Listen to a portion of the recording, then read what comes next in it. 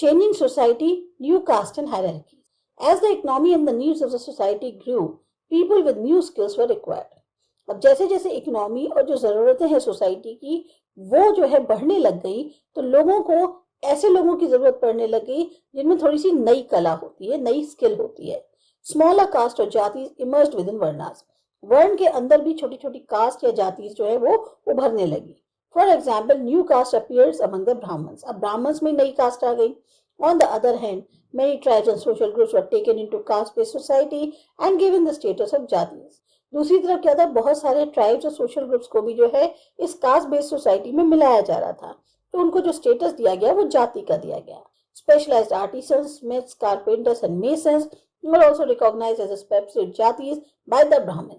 जो कुशल कारीगर होते थे, जिसमें स्मिथ्स शामिल हैं, कारपेंटर्स हैं, मेसन्स हो गए, इनको भी जो है एक तरह से पहचान दी गई एक सेपरेट जाति के तौर पे ब्राह्मण्स के द्वारा. जाति rather than वर्ण become the basis for organizing society. तो अब वर्ण छोड़ के जाति जो है वो एक बेस बनने लग गया सोसाइटी को ऑर्गेनाइज करने का. Deliberations on जाति. A 12th century inscription from Uyakondan Udiyar in Tiruchirappalli Taluka describes the deliberations in the Sabha of Brahmins.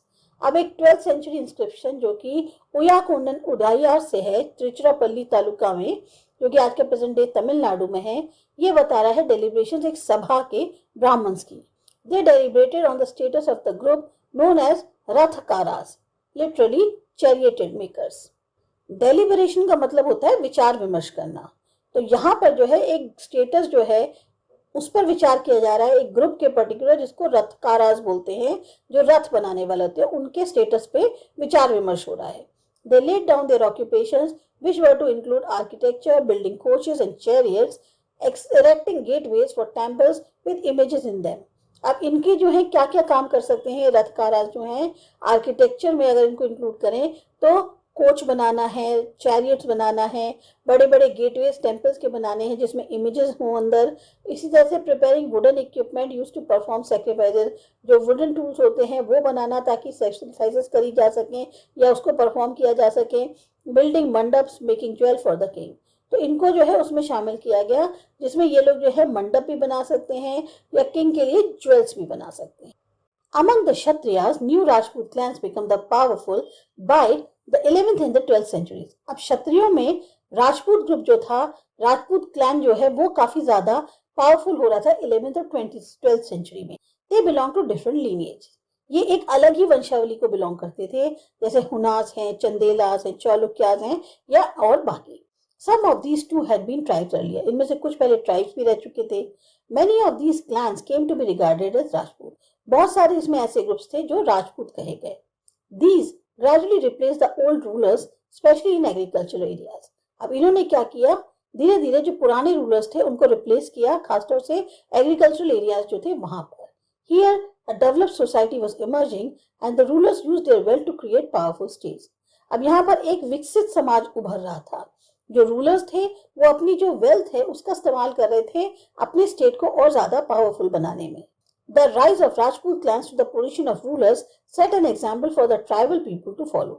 अब जिस तरह से राजपूत क्लैंस जो हैं एक रूलर की पोजीशन तक पहुंच गए, ये एक तरह से जो ट्राइबल लोग थे उनके लिए एक बहुत बड़ा एग्जाम्पल था कि उनको भी वो फॉलो करना चाहिए. Gradually, with the support of the Brahmins, many tribes become the parts of the caste system. इसी तरह से ब्राह्मण के सपोर्ट से बहुत सारी ट्राइब्स ऐसी थी जो कास्ट सिस्टम का हिस्सा बनी.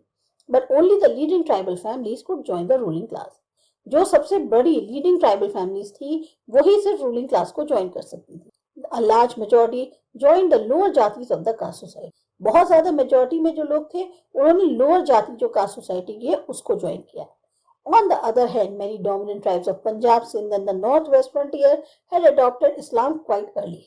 वहीं पर दूसरी तरफ कुछ जो डोमिनेंट ट्राइब्स थी पंजाब की, सिंध की या नॉर्थ वेस्ट फ्रंटियर की, उन्होंने कुछ पहले इस्लाम को जो है वो अपना लिया था. They continued to reject the caste system. वो कास्ट सिस्टम को पूरी तरह से नकार रहे थे. The unequal social order prescribed by the orthodox Hinduism was not widely accepted in these areas. जो एक समाज में असमानता थी, जैसा कि हमारे यहाँ के रूढ़िवादी हिंदुइज्म का बताया गया है, उसको पूरी तरह से इन एरियाज में अपनाया नहीं जा रहा था. The emergence of states is closely related to social change among tribal people. तो ये जो स्टेट्स उभर रहे थे काफी हद तक एक सामाजिक बदलाव जो हुआ ट्राइबल लोगों का उससे जुड़ा हुआ है।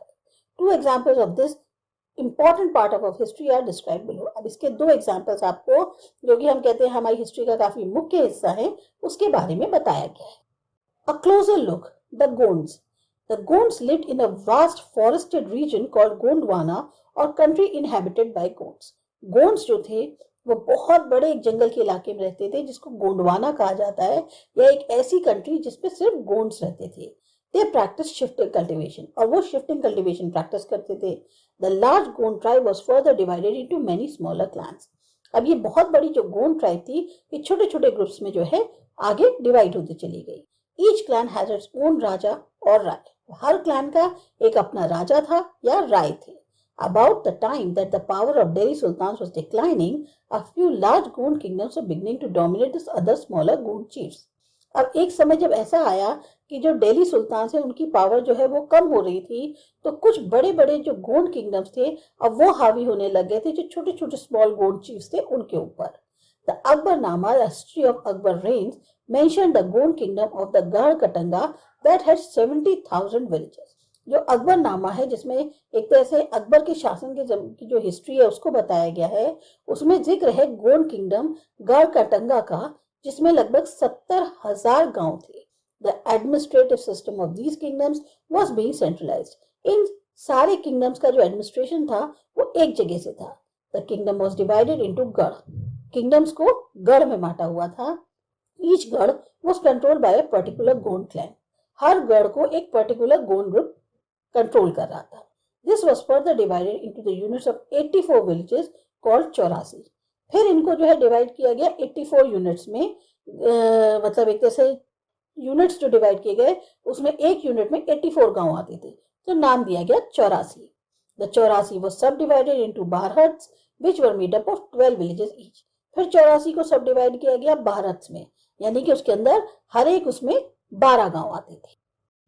The emergence of larger states changed the nature of the Gond society. अब ये जो बड़े बड़े स्टेट्स उभर रहे थे इससे जो गोंड समाज था उसमें काफी उसके नेचर में बदलाव आया। They basically equal society gradually got divided into unequal social classes.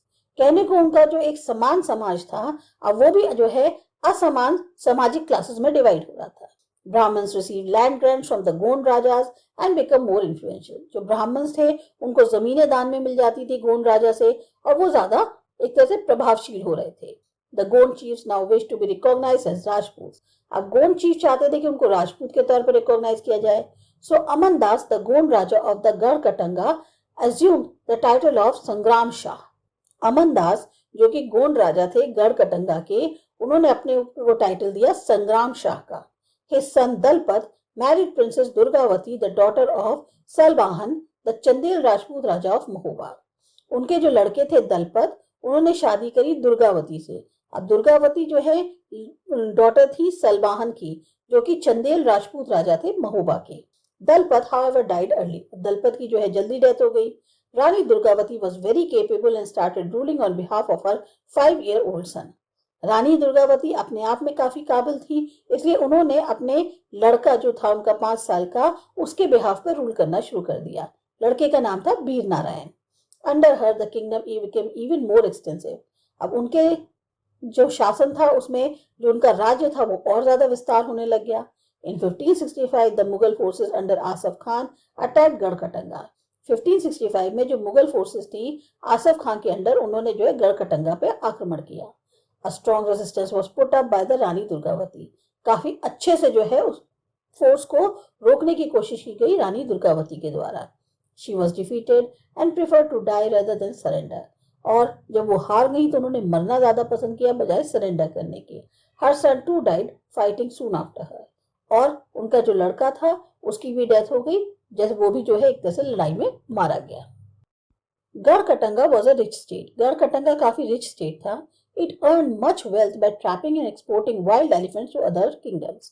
ये लोग जो वेल्थ करते थे इनके पास आती थी, ये लोग क्या करते थे हाथियों को पकड़ते थे और फिर इनको जो है दूसरे राज्यों को बेचते थे।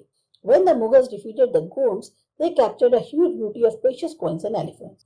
जब मुगल्स ने गोंड्स को हरा दिया तो उन्होंने जो है उनकी बहुत सारे जो सिक्के थे एलिफेंट्स थे उस पर एक तरह से कब्जा कर लिया। They annexed part of the kingdom and granted the rest to Chandra Shah, an uncle of Veer Narayan.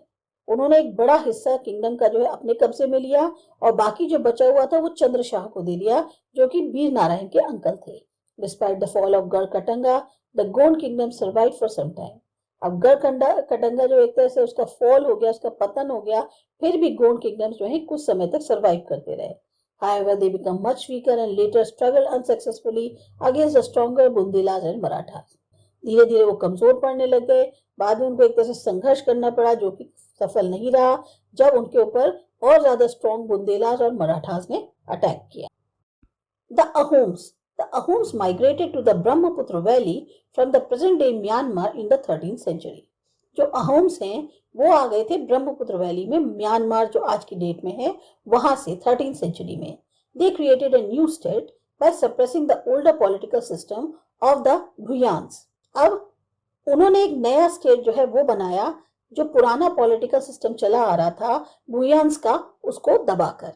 During the 16th century, they annexed the kingdoms of the Chutias and of Koch Hajo and subjugated many other tribes.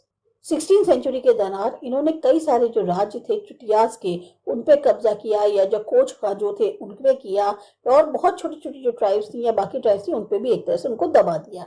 The Ahoms built a large state and for this they used firearms as early as the 1530s. अब अहोम्स ने एक बहुत बड़ा state खड़ा किया और उसके लिए उन्होंने फायर आर्म्स का भी इस्तेमाल किया, जो बहुत जल्दी शुरुआत हुई थी 1530s में. By the 1660s, they could even make high quality gunpowder and cannons. 1660 तक तो आते आते उन्होंने काफी अच्छी क्वालिटी का गन पाउडर और तोपें बनानी शुरू कर दी थी. However, the Ahoms faced many invasions from the southwest. अब साउथ वेस्ट की तरफ इनके ऊपर कई बार आक्रमण हुए. In 1662, the Mughals under Mir Jumla attacked the Ahom kingdom. 1662 में मुगल्स जो हैं उन्होंने मीर जुमला, तब उस टाइप के लीडर थे, उन्होंने अहोम राज्य पे अटैक किया. Despite their brave defense, the Ahoms were defeated. काफी ज्यादा अच्छे से लड़ाई करी उन्होंने, लेकिन तब भी अहोम्स हार गए. But direct Mughal control over the region could not last long. लेकिन डायरेक्टली जो मुगल कंट्रोल था इनके क्षेत्र पे वो ज्यादा लंबा नहीं चल पाया. The Ahom state depended upon forced labor. Ahom state पूरी तरह निर्भर था फोर्स्ड लेबर पे. Those forced to work for the state were called Paiks. अब जिन लोगों को मजबूर किया जाता था काम करने के लिए स्टेट के, उसको कहा जाता था PACS. A census of the population was taken. जनगणना हुई पूरी, क्या कहते हैं, पॉपुलेशन जितनी थी उसकी. Each village had to send a number of packs by rotation. हर गांव को कुछ नंबर ऑफ पैक्स जो है रोटेशन में भेजने होते थे. People from heavily populated areas were shifted to less populated places. तो जो बहुत ज्यादा जनसंख्या वाले एरियाज थे वहां से लोग शिफ्ट कर दिए जाते थे, जो कम जनसंख्या वाले एरिया होते थे वहां पे. अहोम क्लैंस वर thus broken up. तो इस तरह से अहोम क्लैन जो है वो टूट गया. By the first half of the 17th century, the administration became quite centralized. First half जो था 17th century का, उसमें इनका जो एडमिनिस्ट्रेशन था वो एक तरह से केंद्रित हो गया था. Almost all adult males served in the army during war. जितने भी मेल एडल्ट्स थे वो सब के सब वॉर के टाइम पे आर्मी में काम करते थे. At other times they were engaged in building dams, irrigation systems and other public works. बाकी और समय पे वो डैम्स बनाने का काम है, इरिगेशन का काम है, या और जो पब्लिक से रिलेटेड काम है उनको करते थे.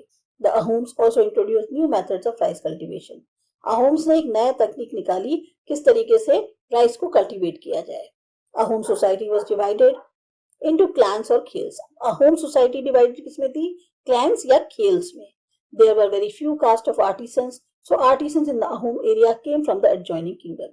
अब बहुत कम कास्ट थी कारीगरों की, तो कारीगर जो हैं अहोम के इलाकों में पास के जो राज्य थे वहां से आते थे. A खेल often controlled several villages. अब खेल जो है वो कई सारे गांव को कंट्रोल करते थे. The peasants were given land by his village community. जो लोग थे उनको जो जमीन दी जाती थी वो उनके जो गांव का समुदाय है उसी से मिलती थी. Even the king could not take it away without the community's consent. ये राजा भी वो जमीन नहीं ले सकता जब तक कम्युनिटी की इच्छा नहीं होगी. Originally the Ahoms worshipped their own tribal gods. शुरू में अहोम्स जो है अपने खुद के जो ट्राइबल गॉड्स थे उनकी पूजा करते थे. During the first half of the 17th century, however, the influence of the Brahmins increased. पर फर्स्ट हाफ जो 17th century का था उसमें ब्राह्मण्स का प्रभाव बढ़ने लगा. Temples and Brahmins were granted land by the king. जो टेम्पल्स हैं या जो ब्राह्मण्स हैं उनको जमीन राजाओं के द्वारा दी जाने लग गई. In the reign of Sip Singh, Hinduism became the predominant religion. जब सीप सिंह का शासन था तब हिंदुइज्म सबसे ज्यादा एक प्रीडोमिनेंट कहना चाहिए ना, सबसे ज्यादा बड़ा धर्म बन गया था. But the Ahom kings did not completely give up their traditional beliefs after adopting Hinduism. अब अहोम राजा जो थे उन्होंने अपना जो ट्रेडिशनल मान्यताएं थी उसको नहीं छोड़ा था पूरी तरह से, जबकि उन्होंने हिंदुइज्म को अपना लिया था. Ahom society was very sophisticated, बहुत ही सोफिस्टिकेटेड सोसाइटी थी. Poets and scholars were given land rents, जो वहाँ के कवि होते थे, स्कॉलर्स होते थे, उनको जमीनें दी जाती थी. थिएटर वॉज एनकरेज्ड, थिएटर बढ़ावा दिया गया थिएटर्स को. नाट्य मंच जिसे कहते हैं. Important works of Sanskrit were translated into the local language. जो संस्कृत वर्क्स थे बहुत इंपॉर्टेंट, उनको ट्रांसलेट किया गया लोकल लैंग्वेज में. Historical works known as the Buranjis were also written first in the Ahom language and then in the Assamese. इसी तरह से जो पहले हिस्टोरिकल वर्क्स थे जिनको बुरंजिस कहा जाता था, उनको पहले अहोम भाषा में लिखा गया और फिर उसके बाद असमीज में. फाइनली है हमारा conclusion. Considerable social change took place in the subcontinent during the period we have been examining. अभी बहुत ज्यादा सामाजिक तौर पर बदलाव आया सब कॉन्टिनेंट के अंदर उस पीरियड में जिसको अभी हम पढ़ रहे हैं. वर्ण based society and tribal people constantly interacted with each other. जो वर्ण बेस्ड सोसाइटी है या जो ट्राइबल लोग थे वो एक दूसरे से काफी इंटरेक्शन उनका लगातार चलता रहा. This interaction caused both the kind of societies to adapt and change. अब क्योंकि डिपेंडेंसी दोनों की एक दूसरे पे थी, इसकी वजह से दोनों ही समाज में काफी हद तक बदलाव आया, दोनों ने एक दूसरे को अपनाया. There were many different tribes and they took up diverse livelihoods. अलग अलग तरह की ट्राइब्स थी और अलग अलग तरीके की उन्होंने जीविका जो है उसको अपनाया. Over a period of time, many of them merged with the caste-based society. जैसे जैसे समय बीतता गया, बहुत सारी जो है कास्ट बेस्ड सोसाइटी में मर्ज हो गई. Others, however, rejected both the caste system and orthodox Hinduism. बहुत से ऐसे भी थे जिन्होंने कास्ट सिस्टम को या जो रूढ़िवादी हिंदुइज्म है उसको रिजेक्ट कर दिया. Some tribes established extensive states with well-organized systems of administration. कुछ ट्राइब्स ऐसी थी जिन्होंने बहुत बड़े बड़े स्टेट्स एस्टैब्लिश किए जिसमें उन्होंने बहुत अच्छे तरीके से एडमिनिस्ट्रेशन के सिस्टम्स को ऑर्गेनाइज कराया. Thus they become politically powerful. और इस तरह से पॉलिटिकल तौर पे वो काफी पावरफुल हो गए. This brought them into conflict with larger and more complex kingdoms and empires. और इसी कारण वो जो है एक तरह से जो और बड़े बड़े राज्य थे, एम्पायर्स थे, साम्राज्य, वो इनसे एक तरह से उनके काफी ज्यादा झगड़े भी हुए. तो ये था आपका चैप्टर. आपको अच्छा लगा, समझ में आया? सब्सक्राइब करो माय चैनल आसा एजुकेशन.